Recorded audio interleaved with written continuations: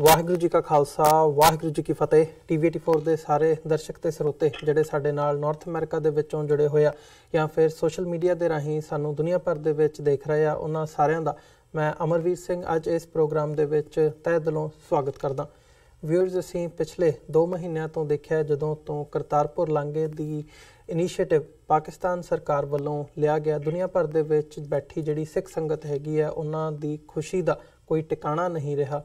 ਤੇ ਜਦੋਂ ਇੱਕ ਆਪਸੀ ਸਾਂਝ ਦੀ ਦੋਵਾਂ ਪੰਜਾਬਾਂ ਦੀ ਗੱਲ ਹੈਗੀ ਹੈ ਉਹ ਵੀ ਅੱਗੇ ਤੁਰਦੀ ਨਜ਼ਰ ਆਉਂਦੀ ਹੈ ਇਸ ਸਾਰੇ ਮਾਹੌਲ ਦੇ ਵਿੱਚ। ਪਰ ਜਦੋਂ ਅਸੀਂ ਇਸ ਸਾਰੇ ਕਰਤਾਰਪੁਰ ਕੋਰੀਡੋਰ ਬਾਰੇ ਗੱਲਬਾਤ ਕਰਦੇ ਹਾਂ, ਇਹਦੇ ਵੱਖੋ ਵੱਖਰੇ ਪਹਿਲੂ ਹੈਗੇ ਨੇ। ਜਿਹੜੀਆਂ ਡਿਵੈਲਪਮੈਂਟਸ ਨੇ ਇਸ ਵਕਤ ਚੱਲ ਰਹੀਆਂ ਨੇ, ਪਾਕਿਸਤਾਨੀ ਸਾਈਡ 'ਤੇ ਟੱਕ ਲਾਉਣ ਤੋਂ ਬਾਅਦ ਜਿਹੜੀ ਉੱਥੇ ਇਨਫਰਾਸਟਰਕਚਰ ਦੀ ਡਿਵੈਲਪਮੈਂਟ ਹੋਣੀ ਹੈ ਉਹਦੇ 'ਤੇ ਕੰਮ ਆਲਰੇਡੀ ਸ਼ੁਰੂ ਹੋ ਚੁੱਕਿਆ। ਸੋ ਇੱਕ ਪਹਿਲੂ ਇਹਦਾ ਇਹ ਹੈਗਾ ਕਿ ਜਿਹੜਾ ਇਤਿਹਾਸ ਹੈਗਾ ਸਿੱਖਾਂ ਦਾ, ਸਿੱਖਾਂ ਦੀ ਹੈਰੀਟੇਜ ਹੈਗੀ ਹੈ, ਉਹਦੀ ਸੰਭਾਲ ਕਰਨੀ ਬਹੁਤ ਜ਼ਰੂਰੀ ਹੈ। ਜਦੋਂ ਅਸੀਂ ਦੇਖਦੇ ਹਾਂ ਕਾਰ ਸੇਵਾ ਦੇ ਨਾਂ ਥੱਲੇ ਬਹੁਤਾਤ ਜਿਹੜੇ ਸਾਡੇ ਇਤਿਹਾਸਕ ਅਸਥਾਨ ਹੈਗੇ ਆ, ਉਹਨਾਂ ਦੀ ਜਿਹੜੀ ਪੁਰਾਤਨ ਦਿੱਖ ਸੀ, ਉਹਨਾਂ ਦੀ ਜਿਹੜੀ ਹੈਰੀਟੇਜ ਸੀ ਉਹ ਖ਼ਤਮ ਕਰ ਦਿੱਤੀ ਗਈ ਹੈ, ਉਹ ਡਿਸਟਰੋਏ ਕਰ ਦਿੱਤੀ ਗਈ ਹੈ। ਸੋ ਇੱਥੋਂ ਜਿਹੜੇ ਅਮਰੀਕਾ ਕੈਨੇਡਾ ਦੇ ਵਿੱਚੋਂ ਕੁਝ ਐਕਟਿਵਿਸਟ ਹੈਗੇ ਆ ਜਿਨ੍ਹਾਂ ਵੱਲੋਂ ਇਹ ਉਪਰਾਲਾ ਕੀਤਾ ਗਿਆ ਕਿ ਇਸ ਕਰਤਾਰਪੁਰ ਕੋਰੀਡੋਰ, ਖਾਸ ਤੌਰ 'ਤੇ ਜਦੋਂ ਕਰਤਾਰਪੁਰ ਸਾਹਿਬ ਗੁਰਦੁਆਰਾ ਸਾਹਿਬ ਦੀ ਗੱਲ ਕੀਤੀ ਜਾਂਦੀ ਹੈ, ਉਹਦੀ ਜਿਹੜੀ ਪੁਰਾਤਨ ਦਿੱਖ ਹੈਗੀ ਹੈ, ਇਤਿਹਾਸਕਤਾ ਹੈਗੀ ਹੈ, ਉਹਨੂੰ ਡਿਸਟਰੋਏ ਨਾ ਕੀਤਾ ਜਾਵੇ। ਇਹਦੇ ਲਈ ਉਪਰਾਲੇ ਵਜੋਂ ਉਹਨਾਂ ਵੱਲੋਂ ਪਾਕਿਸਤਾਨ ਦੇ ਪ੍ਰਧਾਨ ਮੰਤਰੀ ਇਮਰਾਨ ਖਾਨ ਨੂੰ ਇੱਕ ਚਿੱਠੀ ਵੀ ਲਿਖੀ ਗਈ ਹੈ ਹੈਰੀਟੇਜ ਸੇਵ ਕਰਨ ਦੇ ਲਈ, ਇਤਿਹਾਸਕਤਾ ਬਰਕਰਾਰ ਰੱਖਣ ਦੇ ਲਈ। ਤੇ ਨਾਲ ਹੀ ਜਦੋਂ ਅਸੀਂ ਇਸ ਸਾਰੇ ਪਾਰਟ ਨੂੰ ਦੇਖਦੇ ਹਾਂ ਤਾਂ ਇੱਕ ਕਮਿਊਨਿਟੀ ਅਵੇਅਰਨੈਸ ਵੀ ਕ੍ਰੀਏਟ ਕੀਤੀ ਜਾ ਰਹੀ ਹੈ। ਇੱਥੋਂ ਆਥਰ ਹੈਗੇ ਆ ਤੇ ਕਮਿਊਨਿਟੀ ਐਕਟਿਵਿਸਟ ਹੈਗੇ ਆ ਬੀਬੀ ਗੁਰਮੀਤ ਕੌਰ ਜੀ, ਉਹ ਸਾਡੇ ਨਾਲ ਟੋਰਾਂਟੋ ਤੋਂ ਫੋਨ ਲਾਈਨ 'ਤੇ ਬਣੇ ਹੋਏ ਆ। ਉਹਨਾਂ ਵੱਲੋਂ ਇੱਕ ਪਟੀਸ਼ਨ ਦੀ ਸ਼ੁਰੂਆਤ ਵੀ ਕੀਤੀ ਗਈ ਹੈ, ਆਨਲਾਈਨ ਪਟੀਸ਼ਨ ਦੀ। ਤੇ ਇੱਕ ਜਿਹੜੀ ਮੈਂ ਚਿੱਠੀ ਦੀ ਗੱਲ ਕੀਤੀ ਹੈ, ਪਾਕਿਸਤਾਨ ਦੀ ਐਡਮਿਨਿਸਟ੍ਰੇਸ਼ਨ ਤੱਕ ਪਹੁੰਚ ਵੀ ਕੀਤੀ ਗਈ ਹੈ ਤੇ ਅਦਰਵਾਈਜ਼ ਵੀ ਇਸ ਸਾਰੀ ਕੈਂਪੇਨ ਨੂੰ ਉਹ ਲੀਡ ਕਰ ਰਹੇ ਨੇ। ਸੋ ਉਹਨਾਂ ਨਾਲ ਗੱਲਬਾਤ ਕਰਾਂਗੇ ਕਿ ਇਤਿਹਾਸਕਤਾ ਦੀ, ਹੈਰੀਟੇਜ ਦੀ ਕੀ ਅਹਿਮੀਅਤ ਹੈਗੀ ਹੈ ਸਾਡੇ ਲਈ, ਕੌਮ ਦੇ ਲਈ, ਤੇ ਅੱਜ ਕਿਉਂ ਜਦੋਂ ਅਸੀਂ ਨੈਗਲੈਕਟ ਕਰਦੇ ਹਾਂ ਜਾਂ ਇਤਿਹਾਸਕਤਾ ਜਿਹੜੀ ਸਾਡੀ ਡਿਸਟਰੋਏ ਹੋ ਰਹੀ ਹੈ, ਖ਼ਤਮ ਹੋ ਰਹੀ ਹੈ, ਇਹਦੇ ਪਿੱਛੇ ਕਾਰਨ ਕੀ ਨੇ। ਸੋ ਇਹ ਸਾਰੀ ਗੱਲਬਾਤ ਦੇ ਲਈ ਆਓ ਅੱਜ ਗੁਰਮੀਤ ਕੌਰ ਦੇ ਨਾਲ ਅਸੀਂ ਗੱਲਬਾਤ ਦੀ ਸ਼ੁਰੂਆਤ ਕਰਦੇ ਹਾਂ। ਜੀ ਗੁਰਮੀਤ ਜੀ, ਤੁਹਾਡਾ ਸਵਾਗਤ ਹੈ। ਵਾਹਿਗੁਰੂ ਜੀ ਕਾ ਖਾਲਸਾ ਵਾਹਿਗੁਰੂ ਜੀ ਕੀ ਫਤਿਹ ਜੀ। ਗੁਰਮੀਤ ਜੀ, ਸਭ ਤੋਂ ਪਹਿਲਾਂ ਤਾਂ ਮੈਂ ਜਾਣਨਾ ਚਾਹੂੰਗਾ ਜਿਹੜੀ ਇਹ ਪਟੀਸ਼ਨ ਹੈਗੀ ਹੈ, ਤੁਸੀਂ ਹੈਰੀਟੇਜ ਸਟੇਟਸ ਕਰਤਾਰਪੁਰ ਸਾਹਿਬ ਨੂੰ ਦੇਣ ਦੇ ਲਈ ਜਿਹੜੀ ਮੰਗ ਕੀਤੀ ਹੈ, ਪਟੀਸ਼ਨ ਦੀ ਸ਼ੁਰੂਆਤ ਕੀਤੀ ਹੈ, ਪਾਕਿਸਤਾਨ ਦੇ ਪ੍ਰਧਾਨ ਮੰਤਰੀ ਇਮਰਾਨ ਖਾਨ ਸਾਹਿਬ ਨੂੰ ਜਿਹੜੀ ਚਿੱਠੀ ਵੀ ਤੁਸੀਂ ਲਿਖੀ ਹੈਗੀ ਹੈ, ਸੋ ਉਸ ਬਾਰੇ ਜੇ ਸਾਨੂੰ ਥੋੜ੍ਹਾ ਜਿਹਾ ਵੇਰਵੇ ਨਾਲ ਦੱਸ ਸਕੋ, ਉਹਦੇ ਵਿੱਚ ਕਿਹੜੇ ਕਿਹੜੇ ਪੁਆਇੰਟਸ ਤੁਸੀਂ ਰੇਜ਼ ਕੀਤੇ ਨੇ, ਤੇ ਜਦੋਂ ਇਹ ਮੰਗ ਤੁਸੀਂ ਕੀਤੀ ਵੀ ਹੈਗੀ ਹੈ ਇਹਦੇ ਬਿਹਾਈਂਡ ਕੀ ਹੈਗਾ, ਇਹਦੀ ਇੰਪੋਰਟੈਂਸ ਕੀ ਹੈਗੀ ਹੈ। ਜੀ, ਸਭ ਤੋਂ ਪਹਿਲਾਂ ਬਹੁਤ ਬਹੁਤ ਮਿਹਰਬਾਨੀ ਮੈਨੂੰ ਇਸ ਸ਼ੋਅ ਤੇ ਸੱਦਣ ਲਈ। ਸਭ ਤੋਂ ਪਹਿਲਾਂ ਜਿਹੜੀ ਇਮਰਾਨ ਖਾਨ ਸਾਹਿਬ ਨੂੰ, ਵਜ਼ੀਰ ਆਜ਼ਮ ਪਾਕਿਸਤਾਨ ਨੂੰ ਮੈਂ ਦਰਖਾਸਤ ਭੇਜੀ ਹੈ ਤੇ ਨਾਲ ਹੀ ਉਹਨਾਂ ਦੇ 8 ਹੋਰ ਸਰਕਾਰੀ ਨੁਮਾਇੰਦਿਆਂ ਨੂੰ ਜੋ ਕਿ ਪੰਜਾਬ ਦੇ ਚੀਫ ਮਿਨਿਸਟਰ, ਪੰਜਾਬ ਦੇ ਚੀਫ ਮਿਨਿਸਟਰ ਇਮਰਾਨ ਖਾਨ ਸਾਹਿਬ ਤੇ ਔਕਾਫ ਬੋਰਡ ਦੇ ਪ੍ਰਧਾਨ ਤੇ ਪਾਕਿਸਤਾਨ ਗੁਰਦੁਆਰਾ ਪ੍ਰਬੰਧਕ ਕਮੇਟੀ ਦੇ ਪ੍ਰਧਾਨ, ਨਾਲ ਆਪਣੇ high commissions both Canada and USA ਦੇ ਹਾਈ ਕਮਿਸ਼ਨਸ, ਸਾਰਿਆਂ ਨੂੰ ਮੈਂ ਚਿੱਠੀ ਲਿਖੀ ਹੈ ਰਜਿਸਟਰਡ ਪੋਸਟ ਦੇ ਥਰੂ। ਉਹਦੇ ਵਿੱਚ ਸਭ ਤੋਂ ਪਹਿਲਾਂ ਮੈਂ ਕਰਤਾਰਪੁਰ ਲਾਂਘੇ ਦੀ ਖਬਰ ਸੁਣ ਕੇ ਮੈਂ ਦੱਸਿਆ ਕਿ ਅਸੀਂ ਕਿੰਨੇ ਖੁਸ਼ ਹੈਗੇ ਹਾਂ ਤੇ ਪਾਕਿਸਤਾਨ ਤੇ ਭਾਰਤ ਸਰਕਾਰ ਦੇ ਇਸ ਫੈਸਲੇ ਦਾ ਅਸੀਂ ਉਹਨਾਂ ਦੀ ਸ਼ੁਕਰਗੁਜ਼ਾਰੀ ਦਰਸਾਈ। ਉਹਦੇ ਵਿੱਚ ਚਿੱਠੀ ਵਿੱਚ ਲਿਖਿਆ ਹੈ ਕਿ ਸ਼ੁਕਰਗੁਜ਼ਾਰ ਹੈਗੇ ਅਸੀਂ ਜੀ।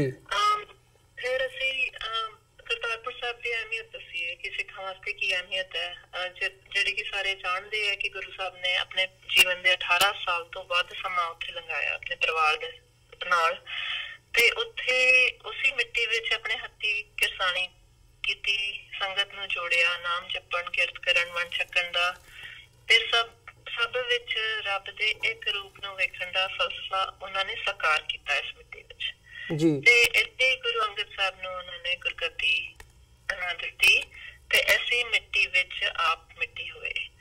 ਤੇ ਸਾਡੇ ਸਿੱਖਾਂ ਵਾਸਤੇ ਨਹੀਂ, ਗੁਰੂ ਨਾਨਕ ਨਾਮ ਲੇਵਾ ਸੰਗਤ ਜਿਹੜੀ ਹੈ, ਜਿਹੜੀ ਕਿ ਮੇਰੇ ਖਿਆਲ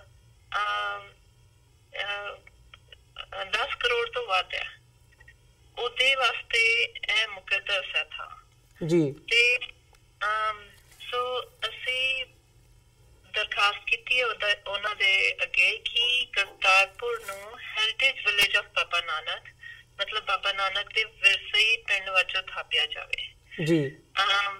ਕਿ ਕਰਤਾਰਪੁਰ ਇਲਾਕੇ ਦੇ ਨਾਲ ਪਾਕਿਸਤਾਨ ਦੇ ਕੋਲ ਬਹੁਤ ਵੱਡਾ ਮੌਕਾ ਹੈ, ਪਰ ਜ਼ਿੰਮੇਵਾਰੀ ਵੀ ਹੈ ਕਿ ਉਹ ਦੁਨੀਆ ਨੂੰ ਦੱਸੇ ਕਿ ਆਪਣੇ ਵਿਰਸੇ ਦੀ ਸਾਂਭ ਸੰਭਾਲ ਕਿਵੇਂ ਕਰੀਦੀ ਹੈ।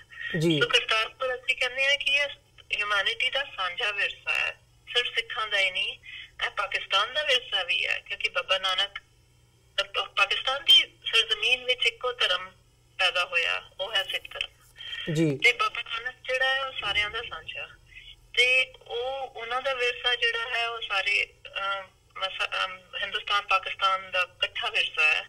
ਤੇ ਦੂਜੀ ਗੱਲ ਹੈ ਕਿ ਇਹ ਦੁਨੀਆ ਦਾ ਵਿਰਸਾ ਹੈ।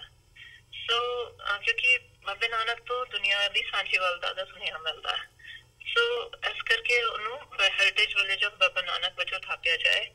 ਤੇ ਇਹਦੇ ਵਿੱਚ ਅਸੀਂ ਮੇਨ ਥੀਮ ਹੈ ਕਿ ਇਸ ਸਰਜ਼ਮੀਨ ਦੇ ਕੋਈ ਦੀਦਾਰ ਕਰੇ ਤੇ ਉਹ ਬਾਬੇ ਨਾਨਕ ਦੇ ਸਮੇਂ ਵਿੱਚ ਪਹੁੰਚ ਜਾਏ ਜੀ। ਸੋ ਅਸੀਂ 5 ਪੁਆਇੰਟਸ ਰੇਜ਼ ਕੀਤੇ ਹੈ। ਉਹਦੇ ਵਿੱਚ ਸਭ ਤੋਂ ਪਹਿਲਾ ਪੁਆਇੰਟ ਹੈ ਕਿ ਹੈਰੀਟੇਜ ਵਿਲੇਜ, ਕਿ ਉਹਦੀ ਦਿੱਖ ਉਵੇਂ ਦੀ ਹੀ ਹੋਵੇ ਕਿ ਜਿਵੇਂ ਕਿ ਬਾਬੇ ਨਾਨਕ ਦੇ ਵੇਲੇ ਹੁੰਦੀ ਹੋਵੇਗੀ।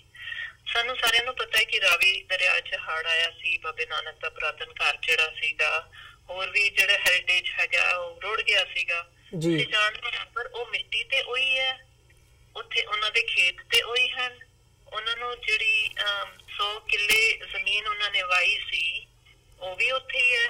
ਬਾਬੇ ਨਾਨਕ ਖੋਈ ਤੱਕ ਉੱਥੇ ਹੈ, ਉਹਨਾਂ ਦੀ ਸਮਾਧ ਉੱਥੇ, ਉਹਨਾਂ ਦੀ ਮਜ਼ਾਰ ਉੱਥੇ ਹੈ। ਸੋ ਉਹ ਸਾਰੇ ਦੀ ਦਿੱਖ ਉਵੇਂ ਹੋਵੇ ਜਿਵੇਂ ਗੁਰੂ ਨਾਨਕ ਸਾਹਿਬ ਨੇ ਕਰਤਾਰਪੁਰ ਪਿੰਡ ਨੂੰ ਥਾਪਿਆ ਸੀ, ਜਿਵੇਂ ਵਸਾਇਆ ਸੀ। ਕਿਉਂਕਿ ਸਾਡੇ ਕੋਲ ਹੈਰੀਟੇਜ ਐਕਸਪਰਟਸ ਹਨ ਜੀ, ਜਿਹੜੇ ਕਿ ਵਿਰਸੇ ਮਾਹਰ ਕਹਿੰਦੇ ਆਪਾਂ ਉਹਨਾਂ ਨੂੰ ਹੈਰੀਟੇਜ ਐਕਸਪਰਟਸ, ਉਹ ਗੁਰੂ ਪੀਰੀਅਡ ਦੇ ਐਕਸਪਰਟਸ ਹੈਗੇ ਆ। ਉਹਨਾਂ ਨੂੰ ਆਪਾਂ ਉਹਨਾਂ ਦੇ ਨਾਲ, ਉਹਨਾਂ ਦੀ ਸਲਾਹ ਦੇ ਨਾਲ, ਗੁਰੂ ਜੀ ਦੇ ਨਾਲ ਜਿਹੜੀਆਂ ਜੁੜੀਆਂ ਥਾਵਾਂ ਸੀਗੀਆਂ ਉਹ ਮੁੜ ਸਾਰੀਆਂ ਜਾ ਸਕਦੀਆਂ ਨੇ ਜੀ। ਅਸੀਂ ਇਹ ਮੰਗ ਰਹੇ ਹਾਂ ਕਿ ਉਹ ਹੈਰੀਟੇਜ ਵਿਲੇਜ ਦੇ ਵਜੋਂ ਥਾਪਿਆ ਜਾਏ, ਤੇ ਜਿਹੜੀ 100 ਏਕੜ ਜ਼ਮੀਨ ਹੈਗੀ ਹੈ ਜਿਹਦੇ ਵਿੱਚ ਬਾਬਾ ਜੀ ਨੇ ਕਰਤਾਰਪੁਰ ਪਿੰਡ ਵਸਾਇਆ ਸੀਗਾ, ਉਹਦੀ ਅੱਧੀ ਜ਼ਮੀਨ ਵਿੱਚ ਵੰਡ ਲਾ ਦਿੱਤਾ ਜਾਵੇ, ਤਾਂ ਜੋ ਉੱਥੇ ਕੁਦਰਤੀ ਮਾਹੌਲ, ਸਾਫ਼ ਪੌਣ ਪਾਣੀ ਦਾ, ਪੰਛੀਆਂ ਪਖੇਰੂਆਂ ਦਾ ਵਾਸਾ ਹੋਵੇ, ਜਿਵੇਂ ਕਿ ਗੁਰੂ ਜੀ ਦੇ ਵੇਲੇ ਹੁੰਦਾ ਸੀਗਾ। ਤੇ ਬਾਕੀ ਜਿਹੜੀ ਹੈਗੀ ਹੈ ਉਹਦੇ ਵਿੱਚ ਜਿਹੜੀ ਹੁਣੇ ਮੈਂ ਫੈਬਰੂਰੀ 2018 ਵਿੱਚ ਜਾ ਕੇ ਵੀ ਆਈ ਹਾਂ, ਉੱਥੇ ਆਰਗੈਨਿਕ ਦੇਸੀ ਖੇਤੀ ਹੁੰਦੀ ਸੀ ਜੀ। ਤੇ ਅਸੀਂ ਚਾਹੁੰਦੇ ਹਾਂ ਕਿ ਉਹ ਉੱਥੇ ਉਸ ਤਰ੍ਹਾਂ ਹੀ ਦੇਸੀ ਖੇਤੀ ਹੁੰਦੀ ਰਵੇ ਜਿਵੇਂ ਗੁਰੂ ਜੀ ਦੇ ਵੇਲੇ ਹੁੰਦੀ ਸੀਗੀ, ਤੇ ਬਾਕੀ ਵਿੱਚ ਵੰਡ ਲਾ ਦਿੱਤਾ ਜਾਏ। ਸੋ ਇਹ 100 ਏਕੜ ਸ਼ੁੱਡ ਬੀ ਪ੍ਰੋਟੈਕਟਡ ਲੈਂਡ, ਇਹਦੇ ਵਿੱਚ ਗੁਰੂ ਸਾਹਿਬ ਦਾ ਵਿਲੇਜ ਹੋਵੇ, ਇਹਨੂੰ ਕੋਈ ਹੱਥ ਨਾ ਲਾਵੇ ਜੀ। ਸਭ ਤੋਂ ਪਹਿਲੀ ਮੰਗ ਹੈ। ਤੇ ਦੂਜੀ ਹੈ ਕਿ ਗੁਰਦੁਆਰੇ ਦਾ ਜਿਹੜਾ ਹੋਣ ਵਾਲਾ ਭਵਨ ਹੈ ਨਾ, ਤੇ ਜਿਹੜਾ ਵਿਹੜਾ ਹੈ, ਉਹ ਇੰਝ ਦਾ ਇੰਝ ਹੀ ਰੱਖਿਆ ਜਾਵੇ। ਜੇ ਉਹ ਰਿਹਾਇਸ਼ਾਂ ਬਣਾਉਣੀ ਚਾਹੁੰਦੇ ਆ ਨਵੀਂ ਸੰਗਤ ਦੇ ਵਾਸਤੇ, ਜਾਂ ਸੰਗਤ ਵੱਧ ਜੂਗੀ, ਤੇ ਉਹ ਦੂਰ ਜਾ ਕੇ ਬਣਾਈ ਜਾਏ ਜੀ ਦਰਬਾਰ ਸਾਹਿਬ, ਤੇ ਉਹ ਵੀ ਜਿਹੜਾ ਬਣਾਇਆ ਜਾਏ, ਜਿਹੜੀਆਂ ਨਵੀਆਂ ਉਸਾਰੀਆਂ ਕੀਤੀਆਂ ਜਾਣ, ਉਹ ਵੀ ਮਾਡਰਨ ਦਿਖਦੀ ਨਹੀਂ ਹੋਣੀਆਂ ਚਾਹੀਦੀਆਂ। ਗੁਰੂ ਪੀਰੀਅਡ ਤੇ ਜਿਹੜਾ ਆਰਕੀਟੈਕਚਰ ਸੀਗਾ ਉਸ ਹਿਸਾਬ ਦੀ ਉਹਨਾਂ ਦੀ ਦਿੱਖ ਹੋਣੀ ਚਾਹੀਦੀ ਹੈ ਜੀ। ਤੇ ਦੂਜੀ ਹੈ ਕਿ ਉਹ ਸਾਰੇ ਪਿੰਡ ਨੂੰ ਨਾ ਆਪਸ ਵਿੱਚ, ਜਿਹੜੀ ਵੀ ਤੁਸੀਂ ਬਾਹਰ ਦੂਰ ਕੰਸਟਰਕਸ਼ਨ ਕਰਨੀ ਹੈ, ਜਾਂ ਗੁਰੂ ਸਾਹਿਬ ਨਾਲ ਜਿਹੜੀ ਹੈਰੀਟੇਜ ਐਸੋਸੀਏਟਡ ਸਾਈਟਸ ਹੈਗੀਆਂ, ਜਿਹੜੀ ਆਪਾਂ ਕਹਿ ਰਹੇ, ਸਾਰਿਆਂ ਨੂੰ ਪੈਦਲ ਡੰਡੀ ਦੇ ਨਾਲ ਜੋੜਿਆ ਜਾਵੇ। ਬੇਸਿਕਲੀ ਉਹਦੀ ਦਿੱਖ ਉਵੇਂ ਹੋਣੀ ਚਾਹੀਦੀ ਹੈ ਜਿਵੇਂ ਪੁਰਾਤਨ ਸਮੇਂ ਵਿੱਚ ਹੁੰਦੀ ਸੀਗੀ, ਤਾਂ ਜੋ ਕੋਈ ਜਾਏ ਤੇ ਗੁਰੂ ਸਾਹਿਬ ਦੇ ਟਾਈਮ ਵਿੱਚ ਪਹੁੰਚ ਜਾਏ, ਉਸ ਵੇਲੇ ਵਿੱਚ ਪਹੁੰਚ ਜਾਏ।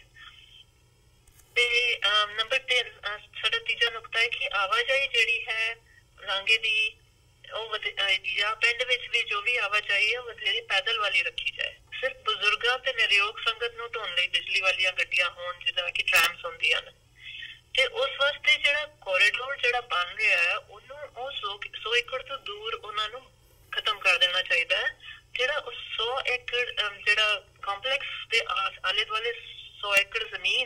ਜੀ ਇਹਨਾਂ ਨੂੰ ਪੈਦਲ ਡੰਡੀ ਹੋਣੀ ਚਾਹੀਦੀ ਹੈ ਜੀ। ਕਿਉਂਕਿ ਦੇਖੋ ਆਪਾਂ ਜਦ ਆਪਣੇ ਮੁਕੱਦਸ ਥਾਂ ਤੇ ਲੋਕੀ ਤੁਰ ਕੇ ਜਾ ਸਕਦੇ, ਉਹਨਾਂ ਨੂੰ ਕੋਈ 5 ਸਟਾਰ ਹੋਟਲਸ ਦੀ ਲੋੜ ਨਹੀਂ ਹੈ, ਉਹਨਾਂ ਨੂੰ ਲਗਜ਼ਰੀ ਕਾਰਸ ਦੀ ਲੋੜ ਨਹੀਂ ਹੈ ਉੱਥੇ ਤੱਕ ਜਾਣ ਦੀ, ਉਹਨਾਂ ਨੂੰ ਵੱਡੀਆਂ ਲਗਜ਼ਰੀ AC ਬੱਸਸ ਦੀ ਵੀ ਲੋੜ ਨਹੀਂ ਹੈ।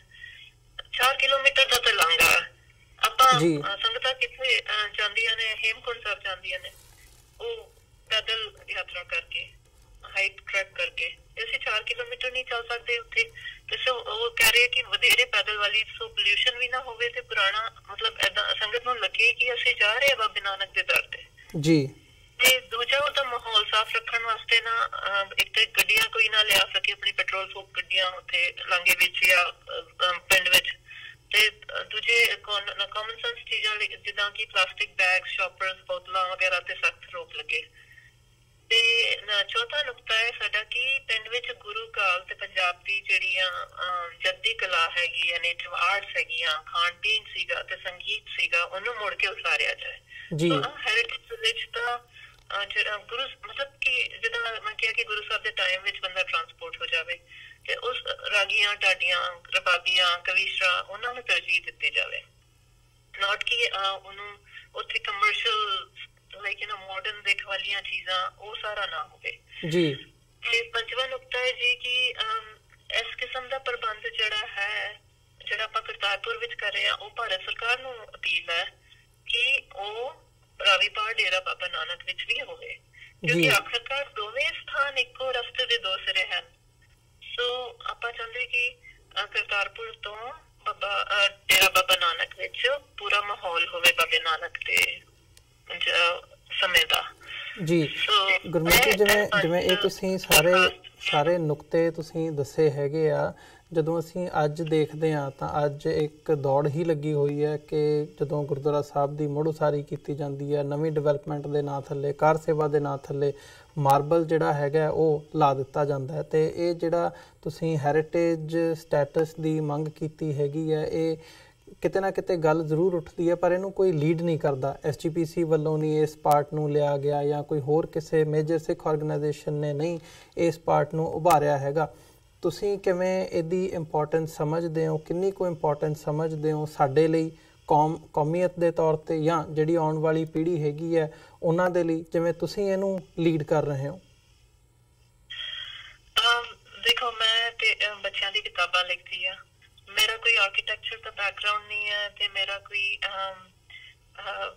ਮੈਨੂੰ ਜ਼ਿਆਦਾ ਨੌਲੇਜ ਵੀ ਨਹੀਂ ਹੈ ਕਿ ਸਾਡੇ ਕਿਹੜੇ ਗੁਰਦੁਆਰਿਆਂ ਵਿੱਚ ਕੀ ਹੋ ਰਿਹਾ ਜੀ। ਪਰ ਇੰਨਾ ਸੁਣਨ ਨੂੰ ਆਉਂਦਾ ਸੀਗਾ ਕਿ ਇਸ ਪੰਜਾਬ ਵਿੱਚ ਸਾਰੇ ਗੁਰਦੁਆਰੇ, ਹੁਣ ਇਸ ਪੰਜਾਬ ਵਿੱਚ ਅਸੀਂ ਦਰਸ਼ਨ ਕਰਨ ਜਾਂਦੇ ਹਾਂ ਤੇ ਸਾਰਿਆਂ ਗੁਰਦੁਆਰਿਆਂ ਦੀ ਦਿੱਖ, ਉੱਥੇ ਦੇਖੋ ਤੇ ਸੰਗਮਰਮਰ ਦੇ ਗੁਰਦੁਆਰੇ, ਉੱਥੇ ਆਪਾਂ ਟਾਈਲਾਂ ਥਾਪ ਦਿੱਤੀਆਂ ਉਹਨਾਂ ਨੇ, ਜਿਹੜੀਆਂ ਕਿ ਲੋਕੀ ਆਪਣੇ ਘਰਾਂ ਵਿੱਚ ਬਾਥਰੂਮਸ ਵਿੱਚ ਲਗਾਉਂਦੇ ਆ, ਉਹ ਟਾਈਲਾਂ ਲੱਗੀਆਂ ਹੋਈਆਂ ਨੇ ਜੀ। ਅੱਛਾ, ਤੇ ਦੂਜਾ ਆਪਣਾ ਸ਼ੀਸ਼ਾਗਿਰੀ ਉਹ ਥੋਪ ਦਿੱਤੀ ਗਈ ਹੈ ਗੁਰਦੁਆਰਿਆਂ ਵਿੱਚ, ਤੇ ਸੋਨੇ ਦੇ ਗੁੰਬਦ ਲਗਾ ਦਿੰਦੇ, ਸਾਰੇ ਗੁਰਦੁਆਰਿਆਂ ਦੀ ਦਿੱਖ ਇੱਕੋ ਜੀ।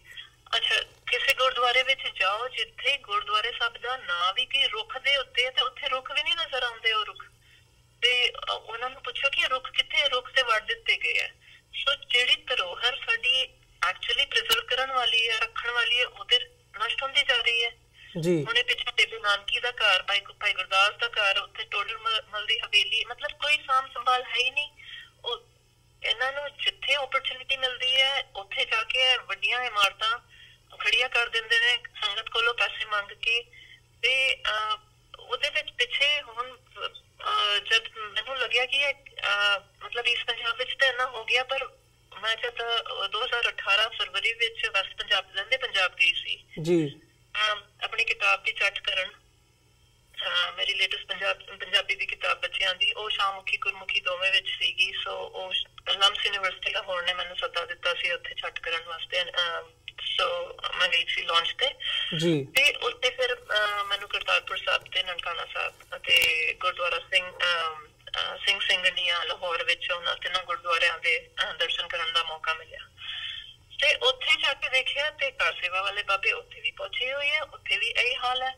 ਨਨਕਾਣਾ ਸਾਹਿਬ ਵਿੱਚ ਜਨਮ ਸਥਾਨ ਤੋਂ ਇਲਾਵਾ 7 ਜਾਂ 8 ਹੋਰ ਇਤਿਹਾਸਿਕ ਗੁਰਦੁਆਰੇ ਹੈ ਜਿਨ੍ਹਾਂ ਨੂੰ ਮਹਾਰਾਜਾ ਰਣਜੀਤ ਸਿੰਘ ਨੇ ਆਪਣੇ ਹੱਥੀਂ ਕਾਰ ਸੇਵਾ ਕਰਕੇ ਉਸਾਰਿਆ ਸੀਗਾ ਜੀ। ਉਹਨਾਂ ਗੁਰਦੁਆਰਿਆਂ ਵਿੱਚ ਦੋ ਗੁਰਦੁਆਰੇ ਇਹਨਾਂ ਨੇ ਟੂ ਦ ਗਰਾਊਂਡ ਡਿਮੋਲਿਸ਼ ਕਰ ਦਿੱਤੇ, ਢਾਹ ਢੇਰੀ ਕਰ ਦਿੱਤੇ। ਗੁਰਦੁਆਰਾ ਤੰਬੂ ਸਾਹਿਬ ਤੇ ਗੁਰਦੁਆਰਾ ਬਾਲੀਲਾ ਸਾਹਿਬ, ਤੇ ਉੱਥੇ ਵੀ ਉਹੀ ਸੰਗਮਰਮਰ ਦੀ ਦਿੱਖ ਵਾਲੇ ਗੁਰਦੁਆਰੇ ਖੜੇ ਕਰਤੇ। ਤੇ ਬੜੀ ਹੈਰਾਨੀ ਹੋਈ ਕਿਉਂਕਿ ਜਦ ਅਮਰਦੀਪ ਸਿੰਘ ਨੇ ਬਹੁਤ ਕੰਮ ਕੀਤਾ ਆ, ਉਹ ਹੈਰੀਟੇਜ ਲਾਸਟ ਹੈਰੀਟੇਜ, ਤੁਸੀਂ ਪਤਾ ਨਹੀਂ ਕਿਤਾਬ ਦੇਖੀ ਕਿ ਨਹੀਂ ਜੀ, ਉਹ ਪਿਛਲੇ 2 ਸਾਲ ਤੋਂ ਜਾ ਕੇ ਪਾਕਿਸਤਾਨ ਵਿੱਚ ਜਿਹੜਾ ਵੀ ਸਿੱਖ ਇਤਿਹਾਸ ਹੈ, ਹੈਰੀਟੇਜ ਹੈ, ਉਹ ਜਾ ਕੇ ਡਾਕੂਮੈਂਟ ਕਰ ਰਿਹਾ। ਜਦ ਮੈਂ ਉਹਦੀ ਕਿਤਾਬ ਲਈ ਸੀਗੀ, ਉਹ ਕਿਤਾਬ ਵਿੱਚ ਮੈਂ ਦੇਖਿਆ ਤੇ ਮੈਨੂੰ ਬੜਾ ਫਖਰ ਹੋਇਆ, ਬੜਾ ਸਕੂਨ ਮਿਲਿਆ ਕਿ ਪਾਕਿਸਤਾਨ ਵਿੱਚ ਤੇ ਘੱਟ ਤੋਂ ਘੱਟ ਸਾਡੇ ਗੁਰਦੁਆਰੇ ਈਵਨ ਦੋ ਅਸੀਂ ਛੱਡ ਕੇ ਆ ਗਏ ਪਿੱਛੇ, ਪਰ ਉਹਨਾਂ ਦੀ ਦਿੱਖ ਉਹੀ ਹੈ ਜਿਹੜੀ ਕਿ ਪੁਰਾਤਨ ਦਿੱਖ ਸੀਗੀ। ਇੰਨੇ ਸੋਹਣਾ ਆਰਕੀਟੈਕਚਰ ਉਹਨਾਂ ਦਾ, ਪੁਰਾਣੀ ਨਾਨਕਸ਼ਾਹੀ ਇੱਟਾਂ ਦਾ, ਤੇ ਜੋ ਵੀ ਉਸ ਥਾਂ ਦਾ ਆਰਕੀਟੈਕਚਰ ਹੈ ਉਹ ਹੈ। ਪਰ ਹੁਣ ਦੇ ਉੱਥੇ ਜਾ ਕੇ ਦੇਖਿਆ ਤੇ ਨਨਕਾਣਾ ਸਾਹਿਬ ਵਿੱਚ ਵੀ ਇਹੀ ਹਾਲ। ਨਨਕਾਣਾ ਸਾਹਿਬ ਵਿੱਚ ਪੂਰਾ ਮਤਲਬ ਉੱਥੇ ਤੇ ਮਿੱਟੀ ਨਜ਼ਰ ਨਹੀਂ ਆਉਂਦੀ, ਉਦੋਂ ਪੂਰਾ ਸੀਮੈਂਟਡ ਸ਼ਹਿਰ, ਓਵਰ ਬਿਲਡ ਸ਼ਹਿਰ, ਇੰਨਾ ਕੰਜਸਟਡ ਔਰ ਕਲਸਟਰੋਫੋਬਿਕ ਲੱਗਦਾ ਸੀਗਾ ਉੱਥੇ ਕਿ ਇਹ ਕੀ ਹੋ ਗਿਆ ਜੀ।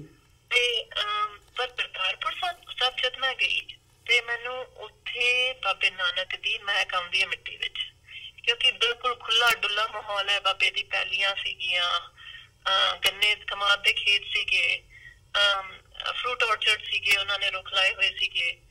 ਤੇ ਉਹਨਾਂ ਭਾਈ ਸਾਹਿਬ ਨੇ ਉੱਥੇ, ਗੋਬਿੰਦ ਸਿੰਘ ਜੀ ਭਾਈ ਸਾਹਿਬ ਸੀਗੇ, ਉਹਨਾਂ ਨੇ ਬੜੇ ਫਖਰ ਨਾਲ ਸਾਨੂੰ ਟੂਰ ਦਿੱਤਾ ਖੇਤਾਂ ਦਾ, ਔਰ ਉਹੀ ਖੇਤਾਂ ਦਾ ਲੰਗਰ ਜਿਹੜਾ ਆਪਣਾ ਕਣਕ, ਖੇਤਾਂ ਦੀ ਕਣਕ ਦਾ ਆਟਾ, ਉਸ ਤੇ ਆਪਾਂ ਪ੍ਰਸ਼ਾਦੇ ਛਕਦੇ ਹਾਂ। ਉੱਥੇ ਦੀ ਪੈਲੀਆਂ ਦੀ ਸਬਜ਼ੀ ਉੱਥੇ ਲੰਗਰ ਵਿੱਚ ਵਰਤਾਈ ਜਾਂਦੀ, ਆਰਗੈਨਿਕ, ਸਾਰੀ ਦੇਸੀ खेती ਜੀ। ਤੇ ਉੱਥੇ ਬਾਬੇ ਨਾਨਕ ਦੀ ਖੂਹੀ ਸੀਗੀ, ਤੇ ਮਤਲਬ ਉੱਥੇ ਥੋੜਾ ਜਿਹਾ ਵਿਰਸਾ ਦੇਖ ਕੇ, ਤੇ ਉਹ ਇਮਾਰਤ ਵੀ 1920 ਵਿੱਚ ਬਣੀ ਹੋਈ ਹੈ, ਤੇ ਉਹਨਾਂ ਨੇ ਰਿਪੇਅਰ ਵਗੈਰਾ ਤੇ ਕਰਾਇਆ, ਪਰ ਉਹ ਬਿਲਡਿੰਗ ਦਾ ਆਰਕੀਟੈਕਚਰ ਵੀ ਪੁਰਾਣਾ ਹੈ, ਪੁਰਾਣਾ ਸੋਹਣਾ ਜਿਹਾ ਸੀਗਾ। ਤੇ ਉੱਥੇ ਦੇਖ ਕੇ ਸਕੂਨ ਮਿਲਿਆ ਕਿ ਚਲੋ ਵਿਰਸਾ ਹੈ, ਮਿੱਟੀ ਹੈ, ਇੱਥੇ ਲੱਗਦਾ ਹੈ ਕਿ ਇਹ ਬਾਬੇ ਨਾਨਕ ਦੀ ਥਾਂ ਤੇ ਆਪਾਂ ਬਾਬੇ ਨਾਨਕ ਦੇ ਘਰ ਵਿੱਚ ਆ ਗਏ ਆ ਜੀ। ਤੇ ਉੱਥੇ ਮਤਲਬ ਬੰਦਾ ਜਾਂਦਾ ਹੈ ਨਾ, ਤੇ ਮਿੱਟੀ ਸਭ ਤੋਂ ਪਹਿਲਾਂ ਕੱਚੀ ਪਗਡੰਡੀ ਹੈ, ਮਿੱਟੀ ਤੋਂ ਤੁਹਾਡੇ ਹੱਥ ਵਿੱਚ ਆਉਂਦੀ ਹੈ, ਤੁਸੀਂ ਮੱਥੇ ਤੇ ਲਾਉਂਦੇ ਹੋ, ਉੱਥੇ ਤੁਹਾਡੇ ਮਤਲਬ ਏਦਾਂ ਲੱਗਦਾ ਕਿ ਤੁਹਾਨੂੰ ਇੰਨੀ ਵੱਡੀ ਦਾਤ ਮਿਲ ਗਈ ਹੈ। ਫਿਰ ਜਦ ਤੁਸੀਂ ਲੰਗਰ ਛਕਦੇ ਹੋ ਉਸੇ ਮਿੱਟੀ ਵਿੱਚ, ਜਿੱਥੇ ਜਿਹੜੀ ਮਿੱਟੀ ਬਾਬੇ ਨਾਨਕ ਨੇ ਵਾਹੀ ਸੀ, ਤੇ ਉਹ ਤੁਸੀਂ ਦੂਜੀ ਦੁਨੀਆ ਵਿੱਚ ਪਹੁੰਚ ਜਾਂਦੇ ਹੋ। ਬ੍ਰਹਮਲੀਨ ਹੋਣ ਤੋਂ ਘੱਟ ਕੋਈ ਅਵਸਥਾ ਨਹੀਂ ਹੁੰਦੀ ਹੈ ਉੱਥੇ। ਤੇ ਜਦ ਮੈਨੂੰ ਕਰਤਾਰਪੁਰ ਲਾਂਘੇ ਦੀ ਖਬਰ ਆਈ ਤੇ ਮੈਨੂੰ ਬੜੀ ਖੁਸ਼ੀ ਹੋਈ, ਪਰ ਮੈਨੂੰ ਉਸੇ ਵੇਲੇ ਖਦਸ਼ਾ ਹੋਇਆ ਕਿ ਇਹ ਕਮਰਸ਼ਲਾਈਜ਼ ਨਾ ਹੋ ਜਾਏ ਕਿਤੇ। ਫਿਰ ਮੈਨੂੰ ਜਦ ਮੈਂ ਵੀਡੀਓਜ਼ ਦੇਖੀ ਪਾਕਿਸਤਾਨ ਸਰਕਾਰ ਦੀਆਂ, ਉੱਥੇ ਜਿਹੜਾ ਪਲਾਨ ਸੀਗੇ, ਉਹ ਜਿਹੜੇ ਬੜੇ ਪੁਰਾਣੀ ਪਲਾਨਿੰਗ ਕੀਤੀ ਹੋਈ ਹੈ ਉਹਨਾਂ ਨੇ, ਲਾਂਘਾ ਖੁੱਲਣ ਤੋਂ ਪਹਿਲਾਂ ਦੀ ਪਲਾਨਿੰਗ ਕੀਤੀ ਹੋਈ ਹੈ ਉਹਨਾਂ ਨੇ, ਕਿਉਂਕਿ ਉਹ ਲਾਂਘੇ ਦਾ ਕੰਮ ਬਹੁਤ ਪੁਰਾਣਾ ਸ਼ੁਰੂ, ਹੁਣੇ ਕਿਸੇ ਨੇ ਨਹੀਂ ਛੇੜੀ ਇਹ ਗੱਲ, ਪਹਿਲਾਂ ਤੋਂ ਛੱਡੀ ਹੋਈ ਹੈ ਜੀ। ਤੇ ਉਹਨਾਂ ਨੇ ਬਹੁਤ ਪਹਿਲਾਂ ਤੋਂ ਪਲਾਨਿੰਗ ਕੀਤੀ ਹੋਈ ਹੈ, ਤੇ ਉਹਨਾਂ ਨੇ ਫਟਾਫਟ ਲਾਂਚ ਕਰ ਦਿੱਤਾ ਆਪਣਾ ਕੰਮ ਕਰਨਾ। ਜਦ ਮੈਂ ਵੇਖਿਆ ਕਿ ਇਹ ਲਾਂਚ ਕਰਨਾ ਕੰਮ ਕਰਤਾ, ਤੇ ਮੈਂ ਫਿਰ ਕਾਫੀ ਅਦਾਰਿਆਂ ਦੇ ਬੂਹੇ ਖੜਕਾਏ ਕਿ ਤੁਸੀਂ ਕੁਝ ਇੱਥੇ ਇਹ ਮੁੱਦਾ ਚੁੱਕ ਸਕਦੇ ਹੋ ਕਿ ਆਪਾਂ ਹੈਰੀਟੇਜ ਵਿਲੇਜ, ਆਪਾਂ ਇੱਥੇ ਜਿਹੜੀ ਦਿੱਖ ਹੈ ਉਹ ਖਰਾਬ ਨਾ ਹੋਵੇ, ਇੱਥੇ ਮਾਹੌਲ ਖਰਾਬ ਨਾ ਹੋਵੇ। ਤੇ ਕਿਸੇ ਨੇ ਕੋਈ ਇੰਟਰਸਟ ਨਹੀਂ ਦਿਖਾਇਆ। ਸੋ ਮੇਰਾ ਇਹੀ ਸੀਗਾ, ਮੇਰਾ ਇੱਕ ਪਾਰਟ ਇਹ ਵੀ ਹੈਗਾ ਇਹਦੇ ਵਿੱਚ, ਜਿਵੇਂ ਤੁਸੀਂ ਗੱਲ ਕੀਤੀ ਹੈ ਕਿ ਆਰਗੇਨਾਈਜੇਸ਼ਨਸ ਵੱਲੋਂ ਕੋਈ ਇੰਟਰਸਟ ਨਹੀਂ ਸ਼ੋਅ ਕੀਤਾ ਗਿਆ ਕਿ ਅਸੀਂ ਹੈਰੀਟੇਜ ਦੇ ਪ੍ਰਤੀ ਸਾਡਾ ਨਜ਼ਰੀਆ ਕੀ ਹੈਗਾ, ਸਾਡੀ ਜਿਹੜੀ ਪੁਰਾਤਨਤਾ ਹੈਗੀ ਹੈ, ਇਤਿਹਾਸਕਤਾ ਹੈਗੀ ਹੈ, ਸਿੱਖ ਇਤਿਹਾਸ ਹੈਗਾ, ਹੈਰੀਟੇਜ ਹੈਗੀ ਹੈ, ਉਹਨੂੰ ਸੰਭਾਲਣ ਦੇ ਲਈ ਸਾਡਾ ਨਜ਼ਰੀਆ ਕੀ ਹੈ, ਸਾਡਾ ਨੈਰੇਟਿਵ ਕੀ ਹੈ, ਅਸੀਂ ਸਾਂਭਣਾ ਵੀ ਚਾਹੁੰਦੇ ਆ ਜਾਂ ਨਹੀਂ ਸਾਂਭਣਾ ਚਾਹੁੰਦੇ। ਜਿਵੇਂ ਮੈਂ ਪਹਿਲਾਂ ਵੀ ਮੈਂਸ਼ਨ ਕੀਤਾ ਵੀ SGPC ਵੱਲੋਂ ਜਾਂ ਕਿਸੇ ਹੋਰ ਮੇਜਰ ਆਰਗੇਨਾਈਜੇਸ਼ਨ ਵੱਲੋਂ ਨਹੀਂ ਲੀਡ ਲਈ ਗਈ ਇਸ ਪ੍ਰੋਜੈਕਟ ਦੇ ਵਿੱਚ ਕਿ ਉੱਥੋਂ ਦੀ ਸਰਕਾਰ ਤੱਕ ਪਹੁੰਚ ਕੀਤੀ ਜਾਵੇ ਤੇ ਇਹਦੀ ਜਿਹੜੀ ਹੈਰੀਟੇਜ ਹੈਗੀ ਹੈ, ਇਤਿਹਾਸਕਤਾ ਹੈਗੀ ਹੈ, ਉਹਨੂੰ ਸਾਂਭਿਆ ਜਾਵੇ। ਸੋ ਜਦੋਂ ਅਸੀਂ ਕਮਿਊਨਿਟੀ ਸਪੋਰਟ ਦੀ ਗੱਲ ਕਰਦੇ ਹਾਂ, ਜਾਂ ਇਹ ਜਦੋਂ ਤੁਸੀਂ ਪਟੀਸ਼ਨ ਵੀ ਸ਼ੁਰੂ ਕੀਤੀ ਹੈ, ਚਿੱਠੀਆਂ ਲਿਖ ਰਹੇ ਹੋ, ਇਸ ਕੈਂਪੇਨ ਨੂੰ ਲੀਡ ਕਰ ਰਹੇ ਹੋ, ਤਾਂ ਕਿਵੇਂ ਦਾ ਕਮਿਊਨਿਟੀ ਸਪੋਰਟ ਕਿਵੇਂ ਦੀ ਮਿਲ ਰਹੀ ਹੈ, ਸਾਡੇ ਲੋਕਾਂ ਦੇ ਵਿੱਚ ਕਿਵੇਂ ਦਾ ਹੁੰਗਾਰਾ ਮਿਲ ਰਿਹਾ ਹੈ, ਜਾਂ ਆਰਗੇਨਾਈਜੇਸ਼ਨ ਤੇ SGPC ਵੱਲੋਂ ਕਿੱਦਾਂ ਦਾ ਰਿਸਪੌਂਸ ਮਿਲ ਰਿਹਾ ਹੈ? देखो बहुत मिक्स्ड रिस्पॉन्स है। कई लोगों तो बहुत ਬਹੁਤ ਹੁੰਗਾਰਾ ਵੀ ਮਿਲ ਰਿਹਾ ਹੈ, ਲੋਕੀ ਸ਼ੇਅਰ ਕਰ ਰਹੇ ਨੇ ਪਟੀਸ਼ਨਸ ਰੋਜ਼ ਤਾਈਓ ਅਸੀਂ 6 ਦਿਨ ਵਿੱਚ 6000 ਸਿਗਨੇਚਰਸ ਕਰਾ ਚੁੱਕੇ ਹਾਂ ਪਟੀਸ਼ਨ ਵਿੱਚ ਜੀ। ਤੇ ਇਹਨੇ ਮਤਲਬ ਇੱਕ ਬੰਦੇ ਤੋਂ ਇਸ ਪਟੀਸ਼ਨ ਸ਼ੁਰੂ ਹੋ ਕੇ 6000 ਸਿਗਨੇਚਰਸ ਹੋ ਜਾਣਾ ਕੋਈ ਵੱਡੀ ਗੱਲ ਹੈ, ਪਰ ਵੱਡੇ ਪੱਧਰ ਵਿੱਚ ਦੇਖੀਏ ਤੇ 23 ਮਿਲੀਅਨ ਸਿੱਖ 4 ਕਰੋੜ ਨਾਨਕ ਨਾਮ ਲੇਵਾ ਸੰਗਤ ਤੇ 6000 ਕੋਈ ਮਾਇਨਾ ਨਹੀਂ ਰੱਖਦਾ ਜੀ। ਤੇ ਸੋ ਉਹਦੇ ਵਿੱਚ ਅਸੀਂ ਜਦ ਦੇਖਦੇ ਹਾਂ ਲੋਕਾਂ ਦੇ ਰਿਸਪੌਂਸ ਤੇ ਕਈ ਲੋਕੀ ਫੇਸਬੁੱਕ ਪੇਜਸ ਤੇ ਫੇਸਬੁੱਕ ਤੋਂ ਇਹ ਸਾਰਾ ਕੰਮ ਸ਼ੁਰੂ ਹੋਇਆ ਕਿਉਂਕਿ ਮੈਂ ਆਪਣਾ ਇੱਕ ਪੇਜ ਕਰਤਾਰਪੁਰ ਸਾਹਿਬ ਦੇ ਮਤਲਬ ਕਰਤਾਰਪੁਰ ਕੋਰੀਡੋਰ ਦੇ ਉੱਪਰ ਇੱਕ ਪੇਜ ਸਟਾਰਟ ਕੀਤਾ, ਉੱਥੇ ਲੋਕਾਂ ਨੂੰ ਜੋੜਨਾ ਸ਼ੁਰੂ ਕੀਤਾ ਜੀ। ਲੋਕੀ ਕੁਐਸਚਨ ਕਰਦੇ ਆ, ਸਵਾਲ ਕਰਦੇ ਆ ਕਿ ਤੁਸੀਂ ਲਾਂਘਾ ਖੁੱਲਣ ਦਿਓ, ਲਾਂਘਾ ਖੁੱਲਿਆ ਨਹੀਂ, ਤੁਸੀਂ ਔਕੜਾਂ ਪਾਣੀਆਂ ਸ਼ੁਰੂ ਕਰ ਦਿੱਤੀਆਂ। ਮਤਲਬ ਲੋਕਾਂ ਨੂੰ ਸਮਝ ਨਹੀਂ ਆ ਰਹੀ ਕਿ ਅਸੀਂ ਤੇ ਲਾਂਘੇ ਲਈ ਤੇ ਬੜੇ ਮਤਲਬ ਸ਼ੁਕਰਗੁਜ਼ਾਰ ਹਾਂ। ਅਸੀਂ ਕਹਿ ਰਹੇ ਹਾਂ ਕਿ ਉਹਨਾਂ ਦਾ ਕੰਮ ਸੌਖਾ ਕਰ ਰਹੇ ਹਾਂ। ਅਸੀਂ ਕਹਿ ਰਹੇ ਹਾਂ ਕਿ ਕੋਈ ਸਾਨੂੰ 5 ਸਟਾਰ ਵੱਡੀਆਂ ਬਿਲਡਿੰਗਾਂ ਸਹੂਲਤਾਂ ਨਹੀਂ ਚਾਹੀਦੀਆਂ। ਪੁਰਾਣੀ ਮਤਲਬ ਵਿਰਸੇ ਨੂੰ ਸਾਹਮਣਾ ਸੌਖਾ ਔਰ ਸਸਤਾ ਹੈ,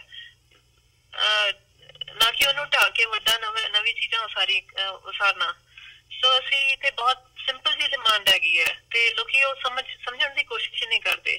ਤੇ ਦੂਜਾ ਮੈਂ ਦੇਖਿਆ ਕਿ ਜਦ ਆਪਾਂ ਉਹਨਾਂ ਪਿੰਡਾਂ ਵਿੱਚ ਜਾਂਦੇ ਹਾਂ ਜਿੱਥੇ ਇਹਨਾਂ ਨੇ ਧਰੋਹਰ ਇਸ ਪੰਜਾਬ ਵਿੱਚ ਵੀ ਜਿੱਥੇ ਧਰੋਹਰ ਦਾ ਨਾਸ ਕਰਕੇ ਇਹਨਾਂ ਨੇ ਨਵੇਂ ਵੱਡੇ ਗੁਰਦੁਆਰੇ ਬਣਾਏ ਤੇ ਪਿੰਡ ਦੇ ਲੋਕੀ ਬੜੇ ਖੁਸ਼ ਹੁੰਦੇ ਆ ਤੇ ਕਹਿੰਦੇ ਆ ਕਿ ਦੇਖੋ ਕਿੰਨੀ ਸੋਹਣੀ ਇਮਾਰਤ ਬਣ ਗਈ ਹੈ, ਵੱਡਾ ਗੁਰਦੁਆਰਾ ਬਣ ਗਿਆ, ਵੱਡਾ ਲੰਗਰ ਹਾਲ ਬਣ ਗਿਆ, ਵੱਡਾ ਸਾਰਾ ਕੁਝ ਬਣ ਗਿਆ। ਸੋ ਉਹੀ ਮੈਂ ਦੇਖਿਆ ਜਿਹੜੇ ਕਾਰ ਸੇਵਾ ਵਾਲੇ ਬਾਬੇ ਜਿਨ੍ਹਾਂ ਨੇ ਉੱਥੇ ਗੁਰਦੁਆਰੇ ਢਾਏ ਆਪਣੇ ਪੁਰਾਣੇ, ਕਹਿੰਦੇ ਇਹ ਬਹੁਤ ਛੋਟਾ ਜਿਹਾ ਗੁਰਦੁਆਰਾ ਸੀਗਾ, ਉੱਥੇ ਸੰਗਤਾਂ ਆਉਂਦੀਆਂ ਸੀਗੀਆਂ, ਯੂਕੇ ਤੋਂ ਜੱਥੇ ਆਉਂਦੇ ਸੀਗੇ, ਸਾਡੇ ਕੋਲ ਤੰਬੂ ਵਿੱਚ ਬੈਠ ਕੇ ਲੰਗਰ ਛਕਦੇ ਸੀਗੇ, ਸਾਡੇ ਕੋਲ ਉਹਨਾਂ ਦੀ ਰਿਹਾਇਸ਼ਾਂ ਵਾਸਤੇ ਥਾਂ ਨਹੀਂ ਸੀਗੀ, ਇਸ ਕਰਕੇ ਉਹਨਾਂ ਨੇ ਗੁਰਦੁਆਰਾ ਢਾਹ ਕੇ ਨਵਾਂ ਬਣਾਇਆ। ਜਾਂ ਫਿਰ ਉਹਨਾਂ ਦੇ ਉਹ ਰੀਜ਼ਨਿੰਗ ਹੁੰਦੀ ਹੈ ਕਿ ਜੀ ਗੁੰਬਦ ਉਹ ਸੇਫ ਨਹੀਂ ਸੀਗਾ, ਸਟਰਕਚਰ ਉਹ ਢਿੱਲਾ ਹੋ ਗਿਆ ਸੀਗਾ। ਸਾਡੇ ਕੋਲ 200-300 ਸਾਲਾਂ ਪੁਰਾਣੀਆਂ ਇਮਾਰਤਾਂ ਨਹੀਂ ਸਾਂਭੀਆਂ ਜਾਂਦੀਆਂ। ਦੁਨੀਆ ਵਿੱਚ ਤੁਸੀਂ ਦੇਖੋ ਲੋਕਾਂ ਨੇ ਹਜ਼ਾਰ ਸਾਲ ਪੁਰਾਣੀਆਂ ਦੁਨੀਆ ਯੂਰਪ ਵਿੱਚ ਜਾਣ ਦੀ ਵੀ ਲੋੜ ਨਹੀਂ ਹੈ। ਆਪਣੇ ਪਾਕਿਸਤਾਨ ਦੀ ਗੱਲ ਕਰ ਰਹੀ ਹਾਂ ਹੁਣ ਮੈਂ, ਮੇਰੇ ਕੋਲ ਤੁਹਾਡੇ ਨਾਲ ਵੀ ਸ਼ੇਅਰ ਕੀਤਾ ਸੀਗਾ ਕਿ ਇਹਨਾਂ ਨੇ ਪਿੱਛੇ ਖੈਬਰ ਪਖਤੂਨਖਵਾ ਗਵਰਨਮੈਂਟ ਨੇ 1000 ਸਾਲ ਪੁਰਾਣਾ ਹਿੰਦੂ ਮੰਦਿਰ ਹੈ ਪੰਜ ਤੀਰਥ, ਉਹਨੂੰ ਹੈਰੀਟੇਜ ਸਟੇਟਸ ਦਿੱਤਾ ਕਿ ਉਹਨੂੰ ਉਹਨਾਂ ਨੇ ਉਸ ਤਰ੍ਹਾਂ ਹੀ ਪ੍ਰੀਜ਼ਰਵ ਕਰਨਾ ਆ। ਜਦੋਂ 1000 ਸਾਲ ਪੁਰਾਣਾ ਮੰਦਿਰ ਪ੍ਰੀਜ਼ਰਵ ਹੋ ਸਕਦਾ, ਇੰਡੀਆ ਵਿੱਚ ਜਿਹੜੇ ਦਿਲਾਵਰ ਟੈਂਪਲਸ ਹੈਗੇ ਆ, ਰਾਜਸਥਾਨ ਵਿੱਚ ਅਜੰਤਾ ਲੋਰਾ ਕੇਵਸ ਹੈਗੀ ਹੈ, ਸਾਊਥ ਵਿੱਚ ਇੰਨੇ ਮੰਦਿਰ ਹੈਗੇ ਆ, ਉਹ ਹਜ਼ਾਰ ਸਾਲ ਪੁਰਾਣੇ ਪ੍ਰੀਜ਼ਰਵ ਹੋ ਸਕਦੇ ਆ, ਤੇ ਸਾਡੇ ਗੁਰਦੁਆਰੇ 300 ਸਾਲ ਪੁਰਾਣੇ ਕਿਉਂ ਨਹੀਂ ਹੋ ਸਕਦੇ? ਜੀ ਬਿਲਕੁਲ। ਤੇ ਸਾਡੇ ਲੋਕਾਂ ਵਿੱਚ ਸੋਚ ਹੀ ਨਹੀਂ ਹੈ ਕਿ ਅਸੀਂ ਪੁਰਾਣੀਆਂ ਚੀਜ਼ਾਂ ਦੇ ਨਾਲ, ਮਿੱਟੀ ਦੇ ਨਾਲ ਪਿਆਰ ਕਰਨਾ ਹੈ, ਪੁਰਾਣੀਆਂ ਚੀਜ਼ਾਂ ਦੇ ਨਾਲ ਪਿਆਰ ਕਰਨਾ ਹੈ, ਧਰੋਹਰ ਦੇ ਨਾਲ ਪਿਆਰ ਕਰਨਾ ਹੈ। ਅਸੀਂ ਸੋਚਦੇ ਹਾਂ ਵੱਡਾ ਹੋਵੇ, ਸੋਹਣਾ ਹੋਵੇ, ਇਹ ਸਾਡੇ ਵਾਸਤੇ ਇਹ ਚੀਜ਼ਾਂ ਜ਼ਿਆਦਾ ਇੰਪੋਰਟੈਂਟ ਹੈਗੀਆਂ। ਉਹ ਸਮਝ ਨਹੀਂ ਹੈ, ਸਾਡੀ ਮੈਂਟੈਲਿਟੀ ਸਾਨੂੰ ਚੇਂਜ ਕਰਨ ਦੀ ਲੋੜ ਹੈ। ਤੇ ਦੂਜੀ ਗੱਲ ਕਿ ਮੈਨੂੰ ਬੜੀ ਹੈਰਾਨੀ ਦੀ ਗੱਲ ਲੱਗੀ ਕਿ ਸੰਗਤਾਂ ਉੱਥੇ ਨਨਕਾਣਾ ਸਾਹਿਬ ਜਦ ਮੈਂ ਗਈ ਸੀ ਫੈਬਰਵਰੀ ਵਿੱਚ, ਇੰਨਾ ਵੱਡੀ ਉੱਥੇ ਸਰਾਹ ਹੈਗੀ ਹੈ, ਉਹ ਪੂਰੀ ਖਾਲੀ ਪਈ ਹੋਈ ਸੀਗੀ, ਪੂਰੀ ਦੀ ਪੂਰੀ ਖਾਲੀ ਪਈ ਸੀਗੀ, ਕਿਉਂਕਿ ਉੱਥੇ ਸਿਰਫ ਸੰਗਤਾਂ ਆਉਂਦੀਆਂ ਗੁਰੂ ਨਾਨਕ ਦੇਵ ਜੀ ਦੇ ਗੁਰਪੁਰਬ ਤੇ ਵਿਸਾਖੀ ਤੇ ਜੀ, ਉੱਥੇ ਜੱਥੇ ਆਉਂਦੇ ਤਾਂ ਰਿਹਾਇਸ਼ਾਂ ਦੀ ਲੋੜ ਹੁੰਦੀ ਹੈ। ਉਹਦੇ ਵਾਸਤੇ ਇੰਨੇ ਵੱਡੇ ਲੰਗਰ ਹਾਲ, ਇੰਨੀ ਵੱਡੀਆਂ ਰਿਹਾਇਸ਼ ਸਰਾਵਾਂ ਬਣਾਉਣ ਦੀ ਕੀ ਲੋੜ ਹੈ, ਮੈਨੂੰ ਇਹ ਨਹੀਂ ਸਮਝ ਆਉਂਦੀ। ਆਪਾਂ ਉਸ ਵੇਲੇ ਹੀ ਕਿਉਂ ਜੱਥੇ ਜਾਂਦੇ ਆ? ਮਤਲਬ ਆਪਾਂ ਕਿਉਂ ਨਹੀਂ ਸਟੈਗਰ ਕਰ ਸਕਦੇ? ਆਪਾਂ ਸੋਚ ਕਿਉਂ ਨਹੀਂ ਸਕਦੇ ਕਿ ਜਿਹੜਾ ਸਾਨੂੰ ਐਕਸਪੀਰੀਅੰਸ ਕਰਤਾਰਪੁਰ ਸਾਹਿਬ ਵਿੱਚ ਮਿਲਿਆ, ਉਹ ਇਸ ਕਰਕੇ ਵੀ ਮਿਲਿਆ ਕਿਉਂਕਿ ਉੱਥੇ ਬਹੁਤ ਲੋਕੀ ਨਹੀਂ ਸੀ, ਭੀੜ ਭੜੱਕਾ ਨਹੀਂ ਸੀਗਾ ਜੀ। ਤੇ ਆਪਾਂ ਨੂੰ ਸੋਚਣਾ ਚਾਹੀਦਾ ਹੈ ਕਿ ਆਪਾਂ ਕਿਸ ਤਰ੍ਹਾਂ ਇਹ ਥਾਵਾਂ ਨੂੰ ਆਪਟੀਮਾਈਜ਼ ਕਰੀਏ, ਕਿਸ ਤਰ੍ਹਾਂ ਧਰੋਹਰ ਵੀ ਬਚਾਈਏ ਤੇ ਕਿਸ ਤਰ੍ਹਾਂ ਆਪਣੇ ਵਿਰਸੇ ਨੂੰ, ਆਪਣੇ ਬੱਚਿਆਂ ਨੂੰ। ਹੁਣ ਸਾਡੇ ਬੱਚੇ ਜਦ ਵੱਡੇ ਹੋਣਗੇ ਤੇ ਉਹ ਕਿਉਂ ਜਾਣਗੇ ਉਹਨਾਂ ਗੁਰਦੁਆਰਿਆਂ ਵਿੱਚ ਜਿਹੜੇ ਸਾਰੇ ਦੇ ਸਾਰੇ ਉਹਨਾਂ ਨੂੰ ਸੰਗਮਰਮਰ ਦੇ, ਉੱਥੇ ਕੋਈ ਉਹਨਾਂ ਨੂੰ ਇਤਿਹਾਸ ਨਹੀਂ ਨਜ਼ਰ ਆਉਂਦਾ, ਕੋਈ ਉਹਨਾਂ ਨੂੰ ਸਪੈਸ਼ਲਿਟੀ ਨਹੀਂ ਨਜ਼ਰ ਆਉਂਦੀ, ਸਾਰੇ ਇੱਕੋ ਜਿਹੇ ਲੱਗਦੇ ਆ ਜੀ। ਉਹ ਦਰਸ਼ਨ ਕਰਨ ਅਸੀਂ ਤੇ ਚਲੇ ਜਾਵਾਂਗੇ ਧੱਕੇ ਦੇ ਨਾਲ, ਆਪਣੇ ਸਾਡੇ ਬੱਚੇ ਕਿਉਂ ਜਾਣਗੇ? ਕਿਸ ਤਰ੍ਹਾਂ ਜੁੜਨਗੇ? ਉੱਥੇ ਉਹਨਾਂ ਨੂੰ ਕਿਹੜਾ ਬਾਬਾ ਨਾਨਕ ਨਜ਼ਰ ਆਊਗਾ ਜੀ? ਜੀ ਬਿਲਕੁਲ ਗੁਰਮੀਤ ਜੀ, ਜਿਵੇਂ ਤੁਸੀਂ ਸਾਰਾ ਵਿਸਥਾਰ ਦੇ ਨਾਲ ਦੱਸਿਆ ਹੈਗਾ, ਬੜੀ ਲੋੜ ਹੈਗੀ ਆ ਦੁਨੀਆ ਭਰ ਦੇ ਵਿੱਚ ਜਿਹੜੀ ਇਤਿਹਾਸਕਤਾ ਹੈਗੀ ਆ ਉਹ ਸਾਂਭੀ ਜਾਂਦੀ ਹੈ। ਇਮਾਰਤਾਂ ਦੇ ਰੂਪ ਦੇ ਵਿੱਚ ਹੋਵੇ, ਕਿਸੇ ਵੀ ਰੂਪ ਦੇ ਵਿੱਚ ਹੋਵੇ, ਜਿਹੜੀ ਵੀ ਨਿਸ਼ਾਨੀ ਹੁੰਦੀ ਆ ਉਹਨੂੰ ਸਾਂਭ ਕੇ ਰੱਖਣ ਦੀ ਕੋਸ਼ਿਸ਼ ਕੀਤੀ ਜਾਂਦੀ ਹੈ। ਪਰ ਸਾਡਾ ਕਿਤੇ ਨਾ ਕਿਤੇ ਇਹ ਪਾਰਟ ਜਿਹੜਾ ਹੈਗਾ, ਅਸੀਂ ਨੈਗਲੈਕਟਡ ਹੈਗੇ ਆ, ਅਸੀਂ ਇਸ ਬਾਰੇ ਨਹੀਂ ਸੋਚਦੇ ਅਤੇ ਇਹਨੂੰ ਨਵੀਂ ਦਿੱਖ ਦੇਣ ਦੇ ਰੂਪ ਦੇ ਵਿੱਚ ਜਿਹੜੀ ਇਤਿਹਾਸਕਤਾ ਹੈਗੀ ਆ ਉਹ ਸਾਡੀ ਡਿਸਟਰੋਏ ਹੋ ਰਹੀ ਹੈ।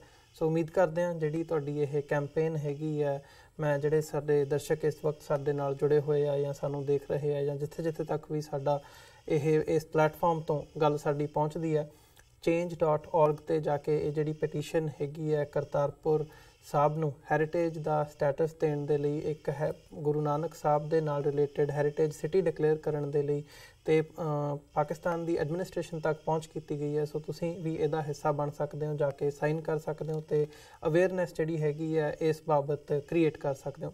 ਸੋ ਗੁਰਮੀਤ ਜੀ, ਤੁਹਾਡਾ ਬਹੁਤ ਬਹੁਤ ਧੰਨਵਾਦ। ਅੱਜ ਦੇ ਸ਼ੋਅ ਦੇ ਵਿੱਚ ਇੱਥੇ ਇਜਾਜ਼ਤ ਚਾਹਾਂਗੇ ਜੀ। ਫਤਿਹ ਦੀ ਸਾਂਝ ਪਾਈਏ ਅੰਤ ਦੇ ਵਿੱਚ। ਵਾਹਿਗੁਰੂ ਜੀ ਕਾ ਖਾਲਸਾ, ਵਾਹਿਗੁਰੂ ਜੀ ਕੀ ਫਤਿਹ। ਵਾਹਿਗੁਰੂ ਜੀ ਕੀ ਫਤਿਹ। ਵਿਊਅਰਸ, ਉਮੀਦ ਕਰਦੇ ਹਾਂ ਕਿ ਜਿਹੜੀ ਅੱਜ ਦੀ ਸਾਡੀ ਇਹ ਗੱਲਬਾਤ ਸੀ ਤੁਹਾਨੂੰ ਜ਼ਰੂਰ ਪਸੰਦ ਆਈ ਹੋਵੇਗੀ। ਸੋ ਅੰਤ ਦੇ ਵਿੱਚ ਅਸੀਂ ਦੁਬਾਰਾ ਫਿਰ ਤੁਹਾਡੇ ਚਰਨਾਂ ਦੇ ਵਿੱਚ ਬੇਨਤੀ ਕਰਦੇ ਹਾਂ ਕਿ ਇਹ ਜਿਹੜਾ ਇੱਕ ਉਪਰਾਲਾ ਹੈਗਾ, ਇਹਦਾ ਜਿਸ ਹਿਸਾਬ ਨਾਲ ਵੀ ਪਾਰਟ ਬਣਿਆ ਜਾ ਸਕਦਾ, ਅਵੇਅਰਨੈਸ ਕ੍ਰੀਏਟ ਕੀਤੀ ਜਾ ਸਕਦੀ ਹੈ, ਜ਼ਰੂਰ ਕਰਨੀ ਚਾਹੀਦੀ ਹੈ ਇੰਡੀਵਿਜੂਅਲ ਲੈਵਲ 'ਤੇ। ਸੋ ਅੱਜ ਦੇ ਸ਼ੋਅ ਦੇ ਵਿੱਚ ਇੱਥੇ ਇਜਾਜ਼ਤ ਚਾਹਾਂਗੇ। ਦੁਬਾਰਾ ਫਿਰ ਕੱਲ੍ਹ ਨੂੰ ਤੁਹਾਡੇ ਨਾਲ ਮੁਲਾਕਾਤ ਹੋਵੇਗੀ। ਤਦ ਤੱਕ ਲਈ ਇਜਾਜ਼ਤ ਦਿਓ ਜੀ। ਵਾਹਿਗੁਰੂ ਜੀ ਕਾ ਖਾਲਸਾ, ਵਾਹਿਗੁਰੂ ਜੀ ਕੀ ਫਤਿਹ।